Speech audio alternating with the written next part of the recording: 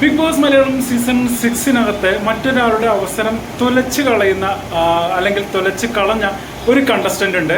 ഇപ്പോൾ ഏറ്റവും അവസാനമായി പുറത്തിറങ്ങിയ സായി, 5 ലക്ഷത്തിൻ്റെ പെട്ടിയെടുത്ത് പുറത്തിറങ്ങിയ സായി. തീർച്ചയായിട്ടും ലാലേട്ടൻ്റെ ഇന്നത്തെ പ്രൊമോയിൽ പറയുന്നത് 20 ലക്ഷം വരെ പ്ലാൻ ചെയ്തതായിരുന്നു. അതാണ് ഈ ഒറ്റ നിമിഷം കൊണ്ട് തുലച്ച് കളഞ്ഞത്. മറ്റു പലർക്കും ആവശ്യങ്ങളുണ്ടായിരുന്നു. 5-5ന് പകരം 10 വയ്ക്കുമായിരുന്നു, 15 വെച്ചിരുന്നു, 20 വരെ വെച്ചിട്ട് ആ പെട്ടി അത് ആവശ്യക്കാരാണ് എടുത്തിരുന്നെങ്കിൽ അത് അവർക്ക് ഉപകാരമായേനെ. കാരണം അവിടെ അഭിഷേകൊക്കെ ഋഷിയായിട്ട് സംസാരിക്കുന്നത് നമ്മൾ കണ്ടിട്ടുണ്ട്.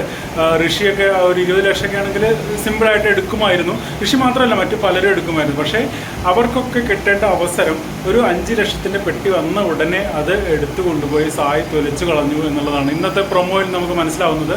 പ്രൊമോയിൽ ലാലേട്ടൻ തന്നെ പറയുന്നുണ്ട് 20 ലക്ഷം വരെ പ്ലാൻ ചെയ്തായിരുന്നു എന്നുള്ളത്. ഒരാളും വീടിനകത്ത് ഒരാളും തന്നെ സായിയുടെ ഈ പ്രവൃത്തിയെ ന്യായീകരിക്കുന്നില്ല.